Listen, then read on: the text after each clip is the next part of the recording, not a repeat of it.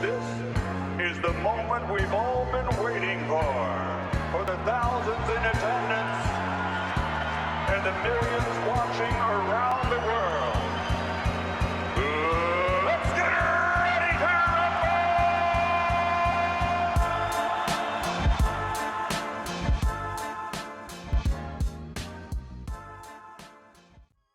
Welcome to the Junkyard Pod. I'm Tony Pesta, and on today's episode, we're going to be taking a close look at what to expect from Cleveland Cavaliers rookie Jaylon Tyson.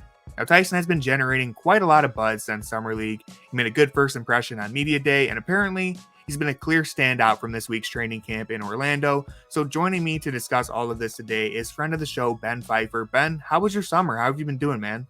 Dude, my summer was all right. I watched and did a lot of basketball stuff. And I'm still hyped for the NBA season.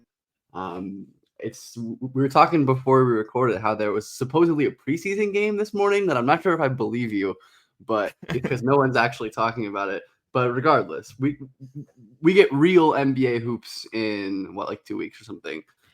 Yeah, it's coming quick. That preseason game took me by surprise too. Like I was saying, I knew the Cavs played next week, but I had no idea the Celtics. I found out about it from I found out about it from Tony about 15 minutes ago. So no one's tweeting about it. As far as we know, it's not even a real thing. It could be AI for all I know.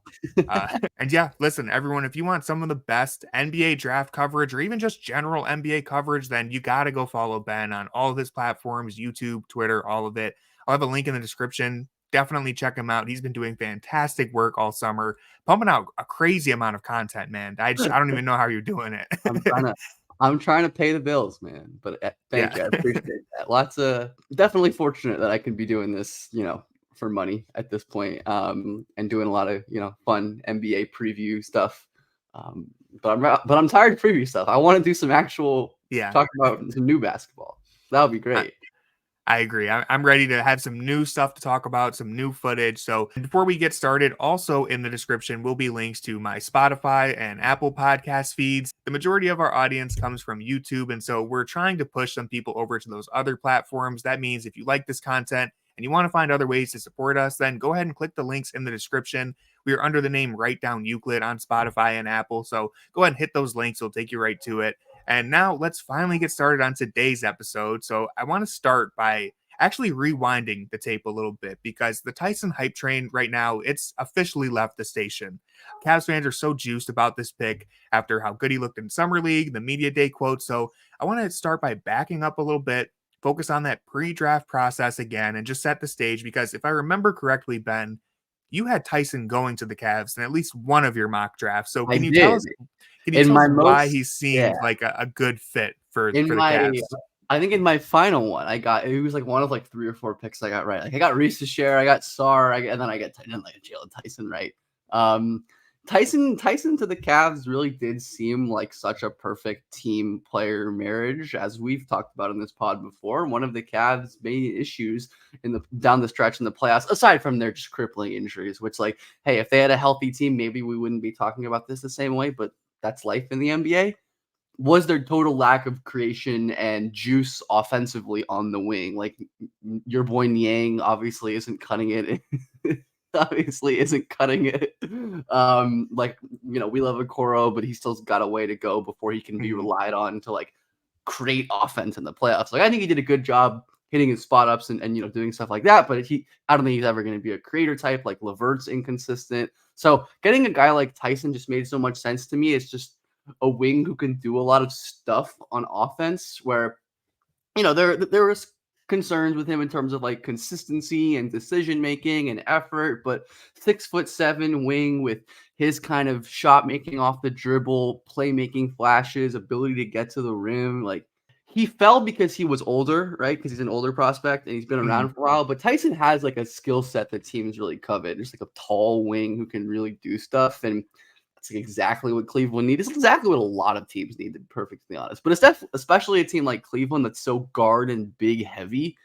And especially when you have a guy like Dean Wade who's injured for so much of the playoffs. Like that's another wing who would have been really useful for them. Or I think he ended up playing a little bit, right? Or maybe towards in that Celtics Yeah, he came back towards the end of the Celtics series, but he but didn't look super healthy. it's his first couple games back. He's always been a little gun shy as well, so he was out there, but it wasn't One being regular weighed. season Celtics game. Yeah, But yeah, legendary night. But yeah, I love the Tyson pick. I think he makes a lot of sense for just what the Cavs need roster wise. Like that's like the best thing a team in this kind of contention window can really do is add a cost controlled rotation piece in the 20s. Like it's a weaker draft. You're probably not going to find like a star in that range. And the Cavs are looking for contributors. And I think they got one. And, obviously summer league is summer league, in training camp is training camp, but things are looking good so far. And Tyson was one of the more, to me, offensively pro-ready prospects in the draft. And I see no reason why he shouldn't be able to really contribute in year one. Yeah, that's basically how I felt. Now, I always want to clarify, I'm not a big NBA draft guy. That's why I always have you on when we talk about draft stuff and prospects. But when I started my process in like May covering the draft, Tyson was one of those guys who I was like, for the 20th pick, this seems like a pretty solid bet. Like you mentioned, he has a lot of those. He has multifaceted skills that most teams in the NBA could use. And if you're a team like the Cavs, where you don't have too many avenues towards improvement, you hit on the 20th pick in the draft, even if maybe he's not a star, but even if he's just a rotational guy, that's like as good as you can do for 20th pick in the draft. And it seems like Tyson could definitely pan out and be that guy. I do want to discuss some of his time in Summer League just to refresh everyone, because we kind of saw two different versions of Tyson. And this has concerned some people because when he played for the first few games of Summer League, he was very much playing off ball, which is kind of what you're expecting his role to be with the Cavs, at least starting out. And in those first couple games, he was pretty quiet. So first game, 15 points, 8 rebounds, not bad. Second game, 14 points, 7 rebounds. And then in game 3, just 4 points. And so he didn't really seem active, wasn't involved. But then finally, the Cavs shut down Craig Porter Jr., and that led to Tyson having more on-ball opportunities, and it immediately translated. First game after that, Tyson almost drops a triple-double, 21 points, 11 rebounds, 9 assists, 2 steals, 6 of 9 shooting. And then his final game of Summer League, he goes off for 23 points, 9 of 10 shooting, 5 rebounds, 3 assists. So the reason why I went through all of that is because a lot of people are wondering how Tyson can adapt to playing without the ball. And even in Summer League, all of his best moments came when he was on the ball creating stuff. And so I want to ask you the question, do you think Tyson can adapt to playing without the ball? And if this isn't your biggest concern for him as a prospect, then what is? I would say this is probably one of my bigger concerns for Tyson. I don't know if it's the biggest. I'd have to think about that, but it's definitely a concern. Tyson was able to break out this past season in part because he took over the offense for a Cal team that didn't really have any other high-end offensive NBA talent like that. He was a dynamic creator and really scored the ball well at all levels and was comfortable like playing on the ball, but just was never like that crazy of an off-ball player. Or even when you look back to his time at Texas Tech before he transferred to Cal for his final year, he just wasn't that impressive of an offensive player, all things considered, which certainly is somewhat concerning. But for Tyson's the one thing that Tyson does have going for him is that he's good on catch and shoots. Is this last season at Cal, he shot about 37% on catch and shoot threes. His last season at Texas Tech, before that, he shot around 43% on catch and shoot threes. So if nothing else, Tyson should be able to space the floor. But the question with him is going to be, is he comfortable ripping shots off the catch without thinking, without hesitating, without waiting and mucking up the flow of the offense? But I do think it's something that Tyson can remedy. Like, he's such a talented scorer and player with the ball in his hands. Some players are never really able to do this. Like, this is a weird kind of comparison, but Jordan Poole is another guy who, coming out of college, was like just such a talent with the ball in his hands, but other stuff you weren't sure about. And hey, I mean, to be fair, I guess he was an off-ball player on a title-winning team, but obviously doesn't look great now. Point being, these players sometimes do, sometimes don't adapt to playing off of the ball. I mean, I'd probably bet on Tyson to eventually figure it out to some extent. And even if he's never a guy who you feel amazing about as your fifth starter just because he's not super good playing next to Donovan and Garland and Mobley and Allen. I think at the very least he's going to be able to do like the bench creation stuff, but I think he can probably slot in off ball fine enough. And I feel like I haven't really seen any discussion about Kenny Atkinson. I think that's like an underrated thing that I'm excited for, because the reasons he's was fired or didn't stick in his last stops, not scheme or like on court really related, right? Like he like obviously like the Kyrie, whole Kevin Durant, the Nets tenure was an absolute disaster. But I went back and watched some of Tyson, or not Tyson. I mean, I went back and watched some of that Kenny Atkinson offense from his last Nets tenure, and I do think there's a lot of stuff that I can imagine Tyson fitting in. Like they love to have their wings push in transition. The kind of role analog that I can imagine early is kind of what Atkinson did with Rondé Hollis Jefferson in Brooklyn, or at that point, which was just a lot of like pushing in transition, a lot of ball reversals to secondary pick and roll stuffs, like a lot of setting up actions quickly from the side of the floor. So, and that's, Bickerstaff had his strengths and his weakness. I don't think he was the most creative offensive coach in the world per se. Like he was always, I think, more of a defensive guy. And I think that's reflected by Cleveland's offensive ratings and stuff over the last couple of years. So I think Tyson, my roundabout way of saying, I think he'll be fine playing off the ball. And I think there's a good amount of intrigue because of the coaching and just because of the kind of talent that he has. Yeah, those are all fantastic points. And you actually set me up perfectly to plug a video I have coming out on Tuesday before the Cavs' first preseason game. Didn't even plan this. Love that. I went ahead and looked at some of Kenny's plays from Brooklyn and just kind of tried to figure out, like, all right, let's imagine that this is the Cavs running the same exact action. So you pulled the Jaylon Tyson and Rondé Hollis Jefferson comp. I wish I would have thought of that when I was making that video, because there were some plays where they're getting Hollis Jefferson like downhill, making plays for others, where I was kind of thinking like, all right, maybe that's Mobley in that spot, but Tyson could be there too. You don't have to imagine what Garland and what LeVert and Allen look like in that offense. Like we know how that works, and I think LeVert arguably played the best ball of his career on those Atkinson Nets teams, like those early Nets pre-Durant with Russell, and like when they were making the playoffs, and I think they played like the Sixers maybe like 2018-19 when LeVert was really breaking out and people thought he could kind of take a star turn that he never ended up taking. I think that's exciting.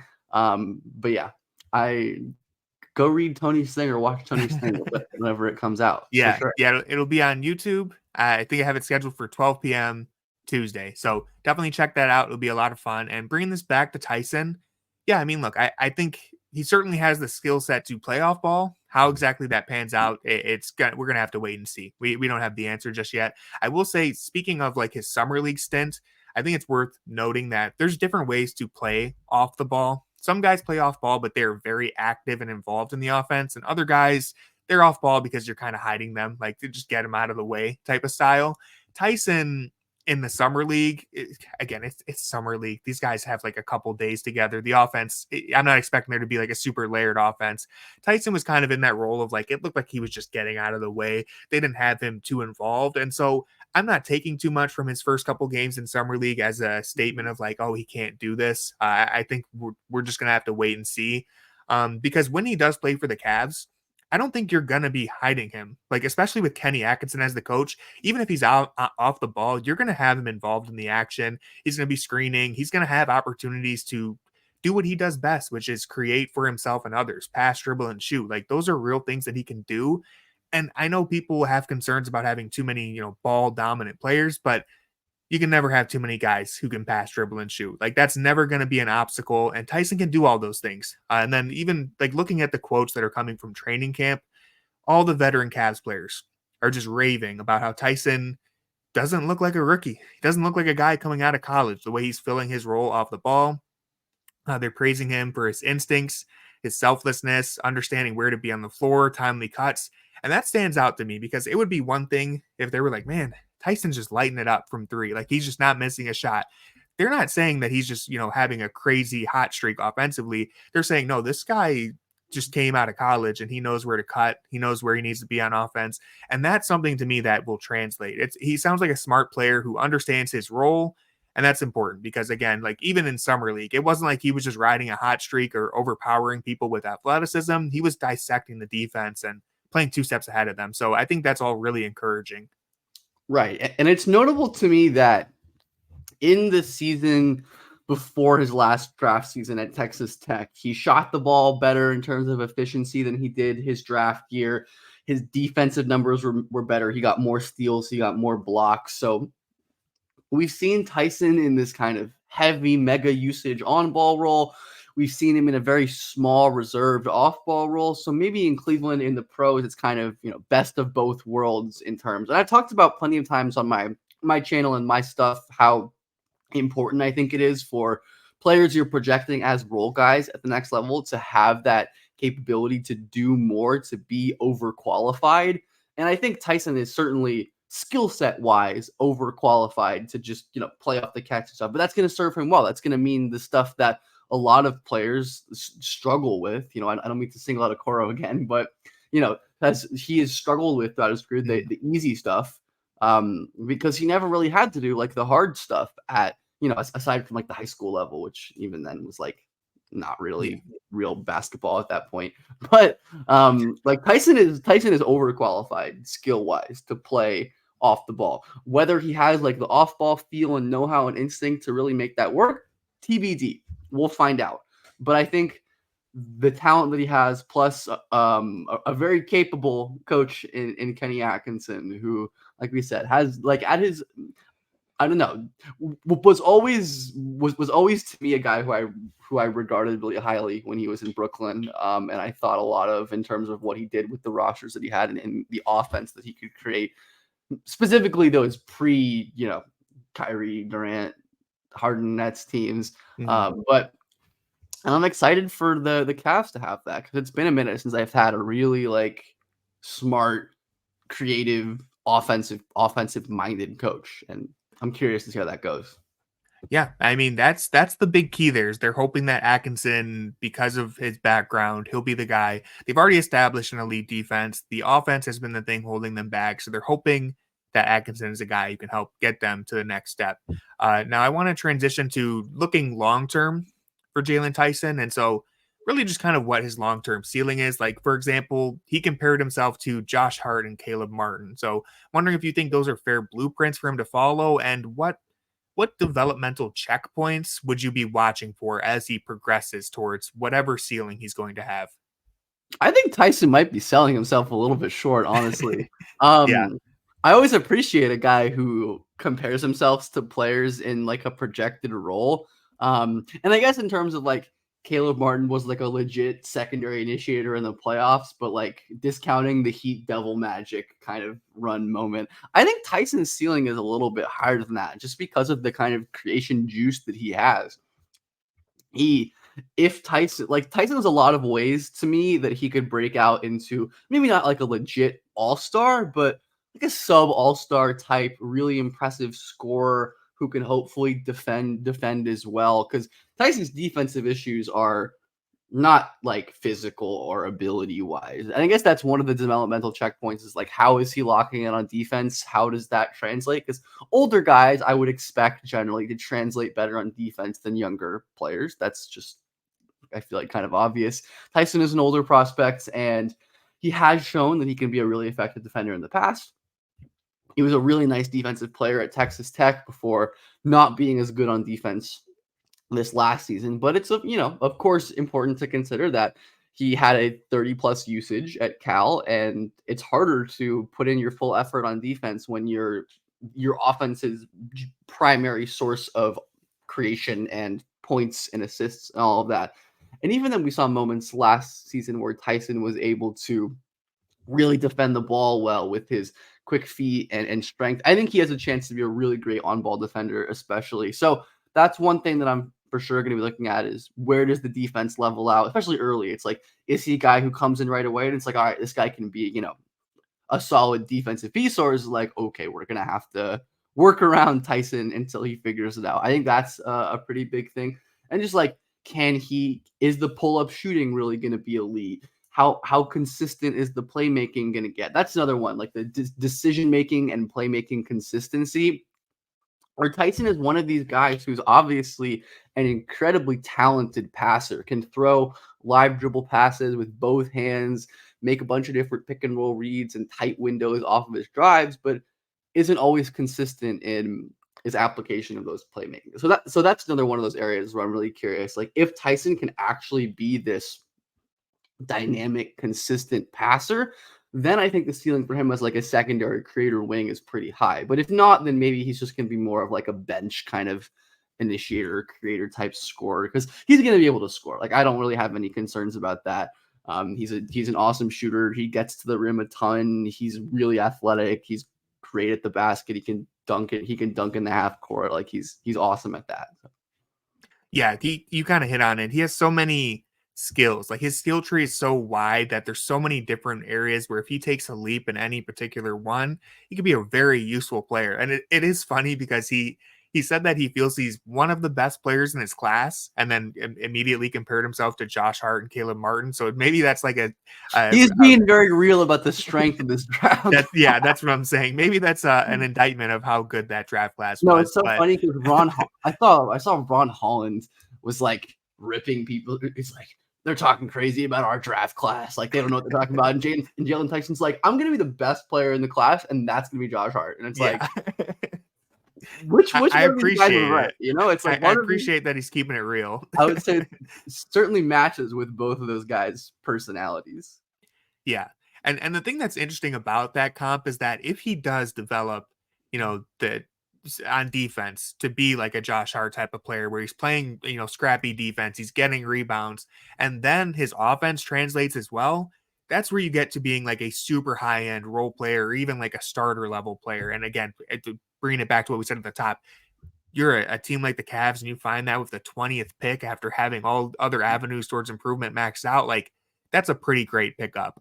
For me, and even like, oh, sorry. I was just gonna say, for me, like that defense, that grittiness, like if that translates, that just raises his floor so much as a prospect because the offense is already, intriguing.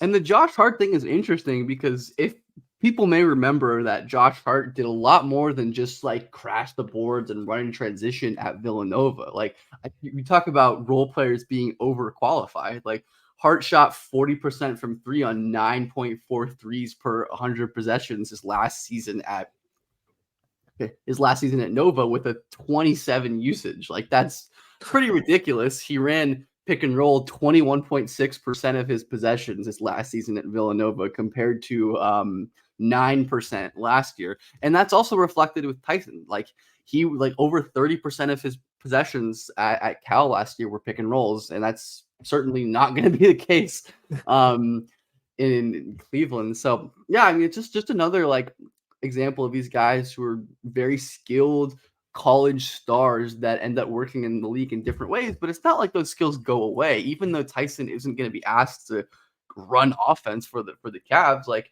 being able to dribble and pass and shoot and score and make decisions like still matters even in a smaller role. So I do think if he can really like lean into that Hart thing, he's going to be a really good player for a long time. Definitely. I think sometimes we get a little too over focused on like, well, he's going to be playing off ball. He's not going to have that many opportunities. Like, listen, even if he's only out there for 15 minutes, there's going to be plenty of moments where he gets the ball and has a chance to create something for himself. And no NBA team is ever going to be like, hey, you're not supposed to do that. We didn't want you to create a shot right there. We wanted you to stand in the corner. Like if Jaylon Tyson's ability to create just stands out on its own, then that's going to be a benefit for the Cavs. It doesn't matter if they want him to play off ball. If he can create stuff for himself, that's obviously going to make him a better player. And the 3-point shot will be interesting to me too. I wanted to hit on that because you mentioned it.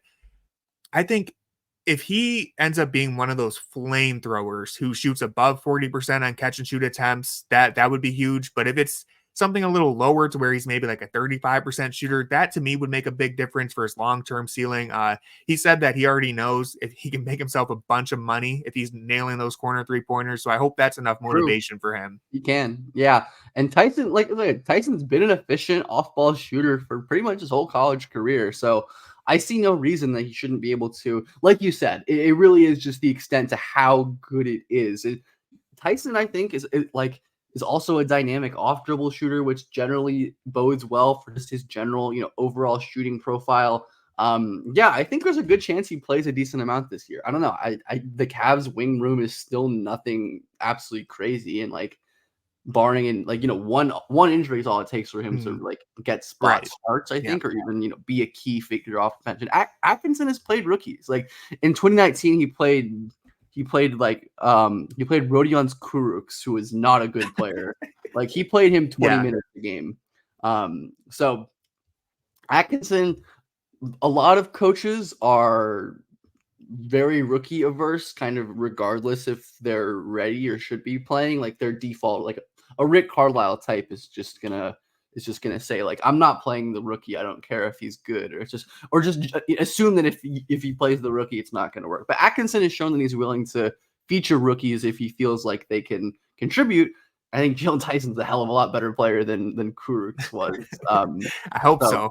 Yeah, I certainly hope so as well. I mean, I think he might be better now than Kurucs is now or ever really was. But point being, I think Atkinson has a track of playing rookies, and he was only head coach for 4 or 5 years, so there's only so much data to go off of and draft stuff. But when he's had pieces and when he's had a reason to, he's been willing to play these guys. So I think Tyson is probably going to play this year, right? Strus is obviously going to feature heavily. I'd expect Okoro to feature heavily. I mean, Wade is going to play if he's healthy, but he's a guy who's had injuries over his career. Hopefully Tyson will play over Niang. Yeah, that's going to be an ongoing problem for Cavs fans. It's Niang he's gonna have some rough games, and Twitter's going to blow up. Game 10, Niang plays 32 minutes. Tyson has a DNP, and they're calling for Kenny Atkinson's head, regardless of the win or the loss. There's going to be some rough nights there, but I do agree with you because this is kind of an ongoing debate. How much of a role is Tyson going to play? Listen, I'll just say, regular season wise, I expect him to be out there a decent amount. I don't think he's going to play super heavy minutes, but he's going to get opportunities. He's going to get some run. Playoffs, of course, whole nother story. I'm not even going to project anything because it's just you never know how a rookie is going to translate for a team that actually has title hopes. Whether or not that's realistic, another debate. But they certainly want to compete, and so I'm not going to say he'll be in the 8-man playoff rotation, but I expect he's going to get some decent run throughout the regular season, and I can't wait to see what he looks like. If you are a betting person, which I am not, I think Tyson for all rookie first team is a pretty damn good futures. I have a friend who put a good amount of money on Brandon Podziemski, all rookie first team before the season, and that obviously worked out great. Yeah. And I think Tyson and Podziemski are very different basketball players, but guys who ended up being undeniably good, finding a role. I think the Cavs are going to be a hell of a lot better than the Warriors were last year, right? But Tyson, I really do think is the kind of player who you draft because you believe he can contribute right away. Seems like all of the tea leaves suggest that that's the case, and I don't really think we have much of a reason to assume, aside from he's a rookie and rookies are rookies. That's the only thing that, of course, you have to bake in. But Tyson's as good of a bet as most rookies in this weaker draft class, where even a lot of the best prospects are more project-y types. So, yeah. I really like Tyson. I love this fit. I loved it at the time, and I'm really excited to see how it goes. I'm optimistic about it, I would say, for sure. Yeah, I think you summarized it perfectly. And again, like I said right at the start, for the 20th pick, this is about as solid of a bet as I think you could have made. Everything points towards this being a good move so far. Plus 15,000 rookie of the year. Anybody want it? Hey man, you never know in this class. Couple injuries, get Tyson in there. You never know, but I can't. A Malcolm Brogdon type rookie of the year. Yeah, I can't push anyone to go bet on that. I won't advocate for it, but you know what? I wouldn't either. Yeah, this is actually have a bonus question since we're on this topic. This one's just for fun, but as someone you deal a lot of takes on the NBA, especially draft stuff. I'm just curious. Do you have a take that has haunted you? What's the worst take that you think you've ever had? Oh God, oh man. It's a great question. I'm blanking now because I don't have any because I have too many. Yeah. Hey, that's the name of the game. If you're dealing out takes, you're gonna have some bad ones. Everyone has misses.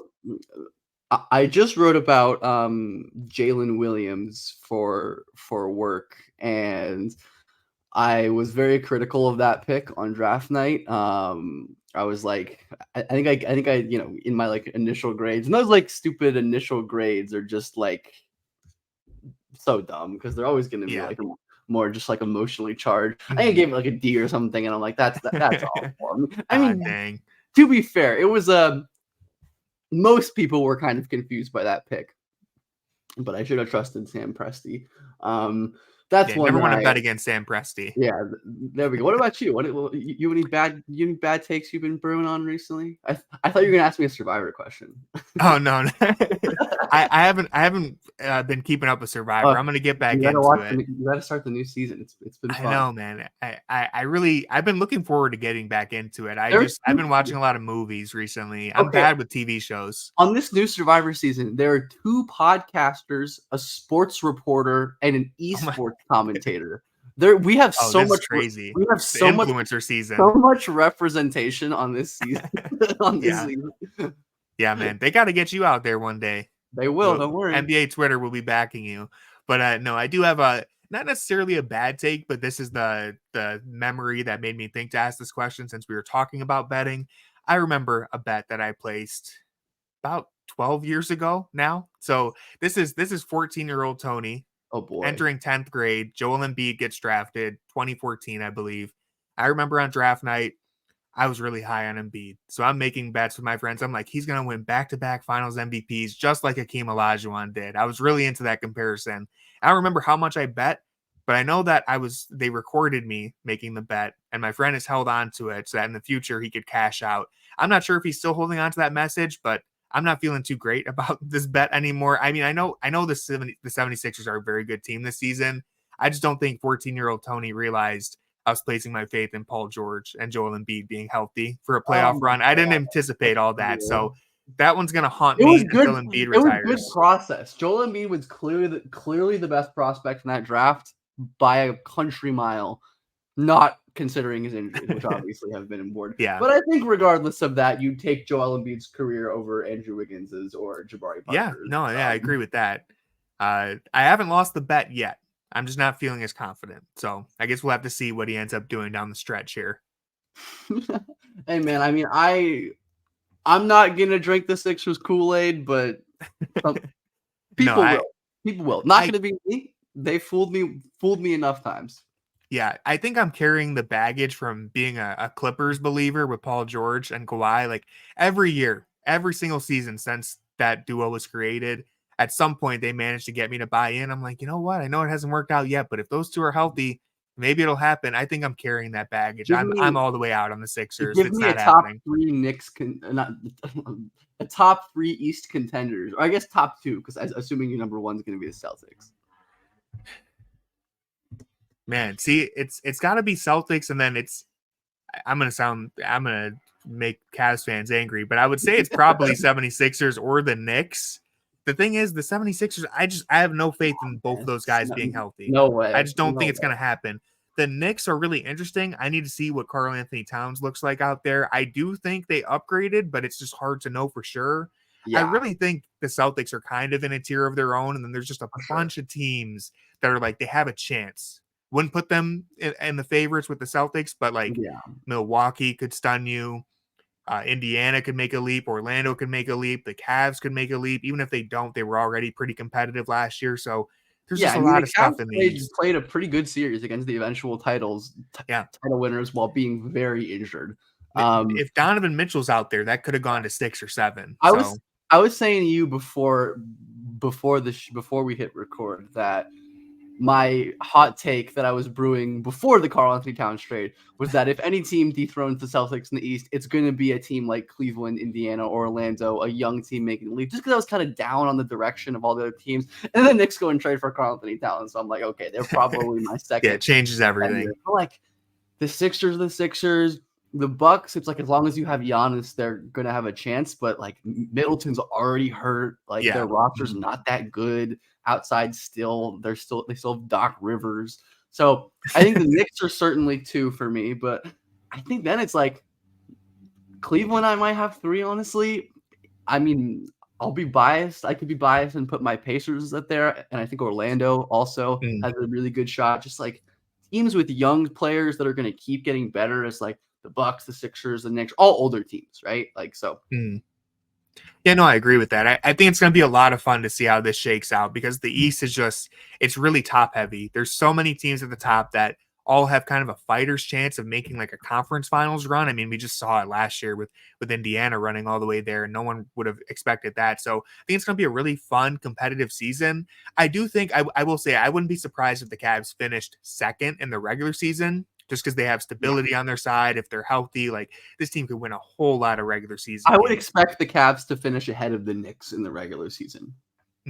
Just because they have the depth, they have the stability, and health, and it's like that doesn't mean I think they have a better chance of winning the title, but I do think like I could totally see the Knicks being like a 5 seed that makes the finals or makes the run, just because like they did cut their depth, a cat injury, and they're back to being mega screwed at center, and now they don't have Vincenzo or Randall. Like ultimately, I think it was a good trade for the Knicks. Like that's the risk you kind of bake in when you do something like that.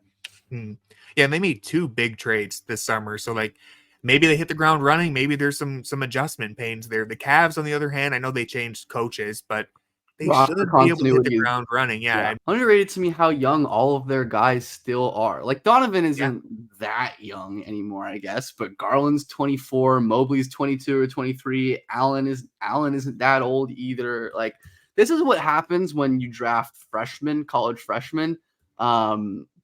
Is that Jarrett Allen is 26 and it feels like he's been in the league for a decade because he has.